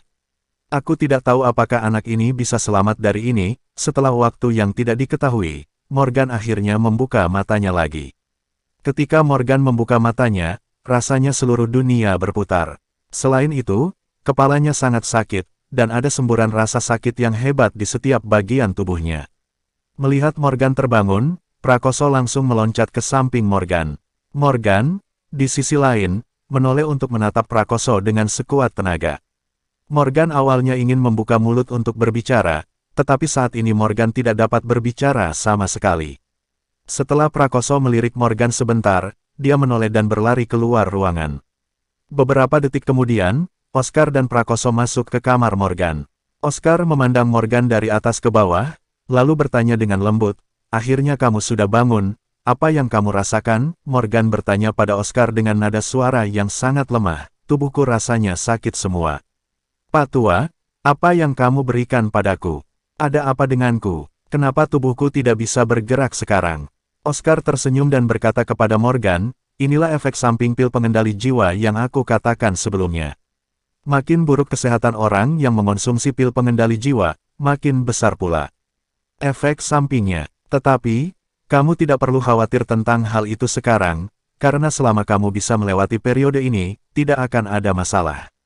Tubuhmu telah meningkat pesat setelah ditingkatkan dengan pil pengendali jiwa." Morgan menggertakkan gigi dan berkata, "Jangan bohong padaku di sini. Kamu pasti telah meracuniku. Tubuhku tidak bisa bergerak sama sekali sekarang." Oscar memandang Morgan dan berkata dengan nada yang sangat tenang, "Kamu tidak bisa bergerak karena kamu belum makan selama setengah bulan, jadi tubuhmu sangat lemah." Morgan hanya bisa membeku sesaat setelah mendengar kata-kata Oscar, lalu mengerutkan kening dan bertanya, "Tunggu sebentar, sudah berapa lama kamu bilang aku belum makan?" Oscar berkata dengan enteng, "Kalau dihitung hari ini, maka sudah setengah bulan." Morgan buru-buru berkata, "Pak Tua, apa kamu bercanda? Bukankah orang akan mati jika tidak makan selama 7 hari? 7 hari. Oscar tersenyum menghina, lalu berkata dengan ringan, "Orang biasa bisa bertahan setidaknya setengah bulan jika mereka tidak makan tapi minum air, tetapi ahli seni bela diri seperti kita dapat bertahan selama sebulan bahkan tanpa makan atau minum. Pernyataanmu bahwa orang akan mati jika tidak makan selama 7 hari itu hanyalah omong kosong." "Lalu apa yang terjadi?" Morgan mengangguk sambil berpikir, lalu ekspresi kaget muncul di matanya. Dia kemudian berteriak keras pada Oscar, "Tidak, maksudmu aku sudah tidak sadarkan diri selama setengah bulan sekarang." Oscar menatap Morgan dan mengangguk, "Benar, memang sudah setengah bulan kamu makan pil pengendali jiwa." Morgan tercengang saat melihat Oscar, dia terbaring di tempat tidur dalam keadaan linglung, tidak tahu harus berbuat apa.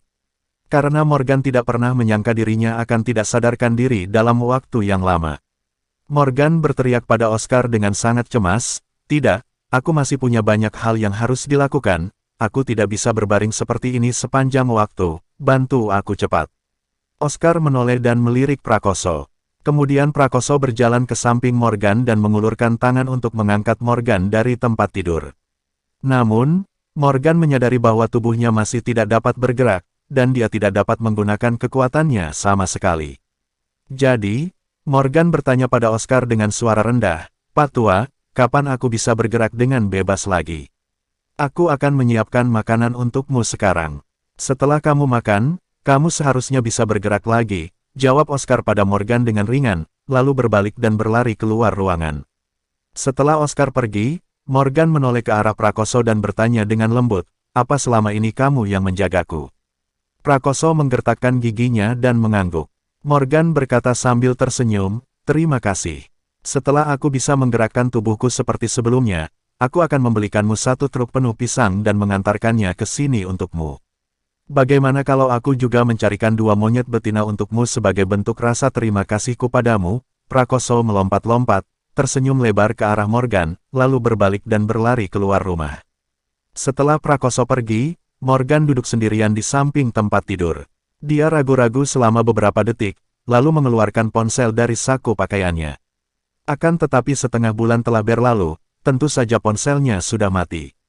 Oleh karena itu, Morgan hanya dapat melakukan panggilan telepon setelah makan dan pulang setelah mengisi ulang kekuatannya. Lebih dari 10 menit kemudian, Prakoso membawakan Morgan semangkuk mie.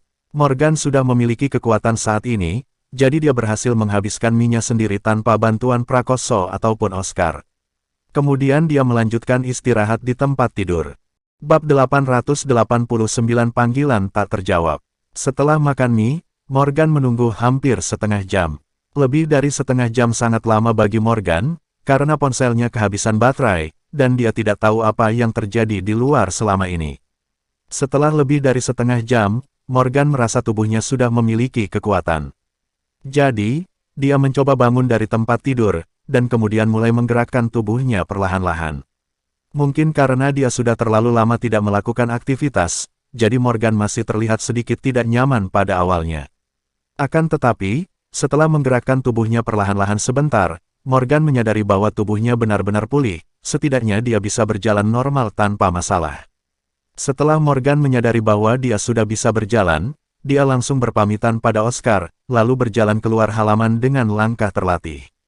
Dia hanya punya satu ide sekarang, dan itu adalah bergegas menemukan tempat di mana dia dapat mengisi daya ponselnya untuk mencari tahu apa yang sudah terjadi. Setelah Morgan keluar dari rumah Oscar, dia merasa tubuhnya sudah benar-benar kembali normal, jangankan berjalan normal, bahkan dia bisa berlari tanpa masalah. Apalagi, seperti yang dikatakan Oscar, samar-samar Morgan bisa merasakan perubahan di tubuhnya. Hanya saja mungkin karena tubuh Morgan saat ini terlalu lemah, sehingga perubahan pada tubuhnya tidak terlalu terlihat. Setelah meninggalkan rumah Oscar, Morgan langsung memanggil taksi dan kembali ke Imperial Villa nomor 1. Setelah tiba di villanya, Morgan langsung mencari pengisi daya dan mengisi daya ponselnya. Untuk memanfaatkan waktu sebelum dia bisa menghidupkan ponselnya, Morgan pergi ke kamar mandi untuk mandi. Setelah Morgan mandi, ponselnya pun sudah bisa dihidupkan kembali. Setelah ponselnya dihidupkan, terdapat panggilan tidak terjawab yang tak terhitung jumlahnya. Pesan teks yang belum dibaca mulai bermunculan, membuat ponsel Morgan tidak bisa berfungsi dengan baik dan langsung mati lagi. Jadi, Morgan merestart ponselnya lagi, dan kemudian mulai memeriksa panggilan tidak terjawab dan pesan yang belum dibaca satu persatu. Sebagian besar panggilan ini berasal dari Gibran, Arjuna, dan yang lainnya. Dengan begitu banyak hal yang terjadi di resor dan Morgan menghilang setelahnya, sulit untuk tidak menghubungkan semuanya. Tentu saja mereka khawatir akan keselamatan Morgan. Oleh karena itu, Morgan langsung menghubungi Gibran dulu agar Gibran bisa memberitahu Arjuna, dan yang lainnya. Setelah telepon berdering beberapa kali, Gibran akhirnya menjawab panggilan tersebut, lalu berteriak dengan cemas, "Morgan, ini kamu, kan?" Setelah mendengar suara Gibran, Morgan tentu saja sangat terharu, dan menjawab dengan suara rendah, "Iya, ini aku." Gibran bertanya dengan nada cemas, "Morgan, apa yang kamu lakukan beberapa hari ini? Mengapa kamu terus mematikan ponsel? Aku dan teman-teman tidak bisa meneleponmu. Aku sekarang sedang membeli tiket di stasiun kereta api untuk pergi ke Surabaya dan mencarimu. Apa kamu menghadapi bahaya?" Setelah Morgan mengetahui bahwa Gibran akan mencarinya di kota Surabaya, dia pun segera berkata, "Apa? Jangan, tidak perlu. Kamu tidak perlu datang ke kota Surabaya, aku baik-baik saja di sini, tidak ada bahaya sama sekali. Aku hanya kehilangan ponselku, dan aku baru menemukannya hari ini." Jadi, ya begitulah Gibran menghela napas panjang setelah mendengar ucapan Morgan. "Jadi ponselmu hilang?" Morgan berkata perlahan, "Ya, aku kehilangan ponselku, makanya aku tidak bisa menghubungi kalian dan begitu pula sebaliknya. Jangan khawatir, beritahu Arjuna dan yang lainnya, aku baik-baik saja, jadi mereka tidak perlu khawatir juga." "Sialan, kamu membuatku takut setengah mati. Aku pikir kamu ketahuan karena berpura-pura menjadi tuan muda Morgan." "Baguslah, jika kamu baik-baik saja, aku lega mendengarnya. Aku akan menelpon Arjuna dan yang lainnya serta memberitahu mereka bahwa kamu baik-baik saja," ucap Gibran. Nada suaranya jelas lebih tenang saat ini. Morgan kemudian berkata perlahan, "Baiklah, kalau tidak ada hal lain lagi, aku tutup dulu teleponnya. Masih ada yang harus aku lakukan di sini. Kalau ada waktu saja, datanglah ke kota Surabaya untuk menemui aku di lain hari." "Oke, kalau begitu lanjutkan kesibukanmu, aku juga akan kembali ke rumah." Gibran mengangguk dan menutup telepon. Setelah Gibran menutup telepon, Morgan memeriksa panggilan tak terjawab lainnya, termasuk panggilan telepon dari Semira, Raihan, dan Rian. Akan tetapi, mereka hanya menelpon 1 atau 2 kali, dan itu pasti bukan masalah yang mendesak, jadi Morgan tidak menelepon balik. Akan tetapi, Laura ternyata menelepon Morgan hampir setiap hari. Bagaimanapun, Morgan sebelumnya memang terbiasa mengobrol dengan Laura hampir setiap hari dan bertanya tentang situasi Laura. Saat dia lama tidak menghubungi Laura, gadis itu sudah pasti akan merasa sangat cemas. Oleh karena itu, Morgan memutuskan untuk menelepon Laura dulu.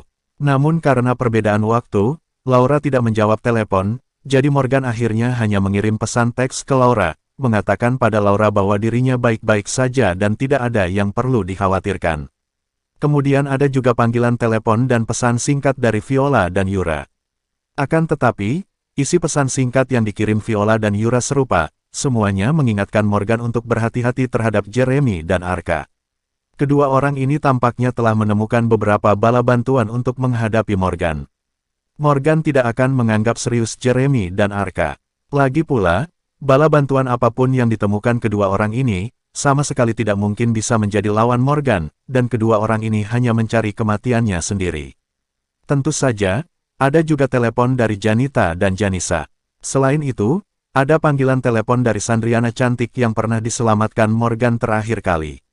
Akan tetapi, Morgan merasa bahwa orang-orang ini hanya sekadar menghubunginya, dan sama sekali bukan karena ada hal yang penting, jadi dia tidak menelepon balik. Yang benar-benar membuat khawatir Morgan adalah panggilan telepon dari Johnson dan Tamara. Apalagi Johnson menelepon Morgan hampir 40 atau 50 kali. Jika bukan karena sesuatu yang sangat penting, Johnson tidak akan pernah menelepon sebanyak itu. Oleh karena itu, Morgan menelepon Johnson secara langsung. Setelah telepon berdering beberapa kali, Johnson menjawab telepon, dan bertanya dengan lembut, "Tuan Muda Morgan, Anda akhirnya sadarkan diri." Morgan hanya bisa membeku sesaat setelah mendengar kata-kata Johnson. Dia segera mengerutkan kening, dan bertanya dengan lembut, "Apa kamu tahu bahwa aku tak sadarkan diri setengah bulan ini?" Johnson menjelaskan perlahan, "Saya tidak dapat menghubungi Anda ketika saya menelepon Anda beberapa hari yang lalu. Jadi, saya pergi ke rumah Master Oscar untuk menanyakan tentang situasi Anda, dan kemudian saya mengetahui bahwa Anda ternyata tak sadarkan diri setelah mengonsumsi pil pengendali jiwa yang diberikan oleh Master Oscar." Morgan mengangguk dengan ringan, dan berkata, "Oh, jadi begitu." Johnson adalah orang yang cerdas, dan dia juga tahu bahwa Morgan sering berkunjung ke rumah Oscar, jadi sangat wajar bagi Johnson untuk menemukan Morgan di rumah Oscar. Morgan kemudian bertanya dengan suara rendah, "Baiklah, mari kita mulai membahas urusan bisnis. Kamu sudah meneleponku berkali-kali, apakah ada yang masalah dengan perusahaan?" Johnson tidak berbicara omong kosong, dan langsung berkata, "Tuan Muda Morgan, kami mungkin tidak memiliki harapan untuk proyek Metro Line 8. Morgan merasa Johnson tidak bercanda, jadi sedikit keterkejutan seketika muncul di matanya. Kemudian dia mengerutkan kening, dan bertanya, "Bagaimana mungkin tidak ada harapan?" Bab 890 Cara dan pilihan terakhir. Johnson menjelaskan dengan lembut, "Tuan Muda Morgan, situasinya seperti ini, setelah rapat pemegang saham sebelumnya, perusahaan kita mengerahkan seluruh sumber daya untuk proyek kereta bawah tanah ini. Awalnya, kemungkinan kita mendapatkan proyek ini hanya 10%, tetapi setelah perusahaan beroperasi, kemungkinan kita mendapatkan proyek ini meningkat menjadi 30%. Dan kemungkinan ini jauh lebih tinggi dari keluarga Celino yang didukung oleh Bank Merchant." Morgan mengerutkan kening, dan bertanya, "Kalau begitu apa masalahnya?" Johnson melanjutkan perlahan, "Orang-orang di Bank Merchant tampaknya memahami niat kita, jadi mereka mulai berusaha keras dan melakukan segala hal untuk memenangkan proyek ini. Akan tetapi, tidak ada yang menyangka bahwa orang-orang dari Bank Merchant akan benar-benar bertemu dengan Wakil Manajer Umum Administrasi Pusat Kereta Bawah Tanah. Selain itu, mereka berjanji jika akhirnya mereka bisa mendapatkan proyek tersebut, mereka akan mengubah hak pengoperasian proyek kereta bawah tanah dari 5 tahun menjadi 3 tahun. Morgan tampak sedikit terkejut, lalu bertanya, "Mengubah hak pengoperasian proyek kereta bawah tanah dari 5 tahun menjadi 3 tahun. Apa Sheila ini gila?" Johnson menjawab dengan tenang, "Betul. Kalau hak pengoperasian 5 tahun, maka proyek ini pasti menguntungkan pihak Bank Merchant, sementara pihak administrasi pusat kereta bawah tanah akan rugi. Akan tetapi, jika hak pengoperasian hanya 3 tahun, administrasi pusat kereta bawah tanah hanya akan rugi sedikit. Jika kita ingin bersaing dengan orang-orang dari Bank Merchant untuk proyek ini, maka kita harus menyerahkan sebagian besar keuntungannya pada pihak administrasi pusat kereta bawah tanah. Jika kita melakukan ini, maka keuntungan kita saat mendapatkan proyek ini tidak akan terlalu besar."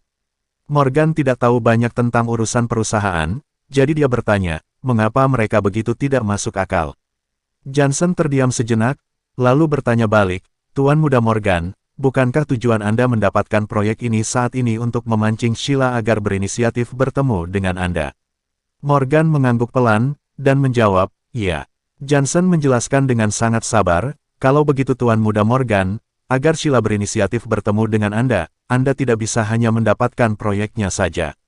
Akan tetapi, setelah kita mendapatkan proyek ini, kita juga harus memiliki kekuatan untuk bersaing dengan Bank Merchant di masa mendatang, sehingga ke depannya Bank Merchant tidak bisa mendapatkan proyek apapun di kota Surabaya. Hanya dengan cara ini Bank Merchant akan mengalami krisis, dan pada akhirnya mereka tidak punya pilihan lain selain bertemu dengan Anda. Oke, lalu, sahut Morgan dengan enteng. Johnson berkata dengan nada serius, Tuan Muda Morgan, investasi awal kita di proyek kereta bawah tanah ini sudah sangat menakutkan. Jika kepentingan kita terus dikesampingkan, perusahaan mungkin akan benar-benar menghadapi krisis ekonomi yang sangat besar, dan tidak ada cara untuk pulih dari krisis ini dalam waktu singkat. Hal ini juga berarti bahwa kita akan kehilangan kemampuan untuk bersaing dengan Bank Merchant untuk proyek lainnya. Pada saat itu, orang-orang di Bank Merchant tidak hanya tidak akan bertemu dengan Anda, tetapi mereka justru akan melihat apa yang mereka harapkan, karena kerugian mereka kali ini dapat dikompensasi nanti, sementara perusahaan kita akan jatuh ke dalam krisis besar karena rantai modal yang putus. Jadi menurut saya, ini bukan cara yang baik. Morgan menarik napas dalam-dalam sambil memegang ponselnya, dengan ekspresi di wajahnya yang mulai menjadi rumit, karena Morgan mengira selama dia memenangkan proyek tersebut dengan cara apapun, orang-orang di Bank Merchant tidak akan bisa duduk diam. Akan tetapi setelah mendengar kata-kata ini dari Johnson, Morgan menyadari bahwa cara sebenarnya untuk membuat Bank Merchant berinisiatif menemuinya adalah dengan mencegah Bank Merchant mendapatkan proyek kereta bawah tanah ini, dan mencegahnya mendapatkan proyek lainnya. Dengan begitu, orang-orang di Bank Merchant akan benar-benar ketakutan. Oleh karena itu, orang-orang di Bank Merchant langsung memilih untuk mengubah hak pengoperasian menjadi 3 tahun saat ini dengan tujuan untuk memaksa Morgan membuat keputusan. Jika Morgan membuat keputusan mendadak dan pengorbanan yang lebih besar untuk mendapatkan proyek tersebut, hal itu tentu akan menyeret semua perusahaan di Surabaya yang ada di tangan Johnson ke dalam masalah tak berujung. Morgan memang kaya, tetapi begitu rantai modal sebesar itu putus, perusahaan akan dalam masalah besar. Selain itu, yang terpenting adalah perusahaan tidak dapat pulih dalam waktu singkat, dan orang-orang Bank Merchant dapat mengambil kesempatan ini untuk memperluas kekuasaannya. Akan tetapi jika Morgan meninggalkan proyek ini begitu saja sekarang, itu berarti semua usaha mereka selama ini sia-sia. Untuk sementara Morgan mulai kesulitan menentukan pilihan dalam membuat keputusan. Bagaimanapun, dia adalah orang biasa, sementara pusat perbelanjaan seperti medan perang. Tentu saja penanganannya terhadap hal-hal ini tidak sebaik Bank Merchant. Morgan kemudian bertanya dengan suara rendah, apakah ada cara lain selain menyerah? Cara? Johnson ragu sejenak. Setelah ragu-ragu sejenak, Johnson berkata dengan suara rendah, Tuan Muda Morgan, memang ada cara lain, tetapi hal ini hanya bisa dilakukan oleh Anda. Morgan menjawab dengan enteng, lalu apa yang bisa kulakukan? Katakan saja, Johnson berkata perlahan, sebenarnya cara ini bisa dikatakan sangat sederhana. Seperti yang saya sebutkan saat itu, adik Juna adalah manajer umum dari administrasi pusat kereta bawah tanah. Jika Anda dapat menghubungi Juna, dan meminta manajer umum administrasi pusat kereta bawah tanah menugaskan kita menangani proyek ini secara pribadi, itu akan jauh lebih mudah. Setelah mendengar kata-kata Johnson, mata Morgan berkilat tak berdaya. Dia tidak tahu harus berbuat apa. Lagi pula, hubungan antara Morgan dan Juna tidak sedekat itu. Juna bisa membantu Morgan karena hubungannya dengan Semira. Oleh karena itu, jika Morgan ingin bertemu dengan adiknya Juna, dia harus mencari Semira, kemudian menemui Juna melalui Semira, dan terakhir menemui adiknya Juna. Ini sama saja dengan keluar dari kandang buaya dan masuk ke kandang singa. Morgan sebenarnya tidak ingin Semira terlibat dalam masalahnya, karena Morgan masih tidak bisa mempercayai Semira. Akan tetapi, dia tidak menyangka bahwa setelah dia mencari jalan keluar dari kandang buaya, dia justru masuk ke kandang singa. Morgan ragu-ragu selama beberapa detik, lalu bertanya dengan suara rendah, apakah ada cara lain selain ini? Johnson berkata perlahan, tidak ada. Cara ini adalah cara terbaik yang dapat saya pikirkan. Anda harus berkomunikasi dengan manajer umum administrasi pusat kereta bawah tanah dan menawarkan hak pengoperasian selama 2 tahun untuk mendapatkan proyek ini. Tawaran yang kita tawarkan tidak lebih buruk dari Bank Merchant. Selain itu, jika mengandalkan hubungan Anda dengan Juna, menurut saya seharusnya ini Baiklah, aku mengerti, jawab Morgan dengan nada tak berdaya, lalu langsung menutup telepon. Setelah menutup telepon, Morgan berbaring di tempat tidur dengan ekspresi wajah yang sangat rumit. Dia bertanya-tanya apakah dia harus menghubungi Semira dan apakah Semira akan membantunya dalam hal ini. Setelah berpikir sejenak, Morgan akhirnya mencari nomor ponsel Semira dan menghubunginya. Morgan tahu bahwa Semira mungkin menjadi harapan terakhirnya. Jika Semira bisa membantu, maka anggap saja dia telah memohon kepada Semira. Jika Semira tidak membantu, tidak ada lagi yang bisa dia lakukan. Bagaimanapun, dia telah melakukan yang terbaik. Terima kasih sudah mampir. Bersambung.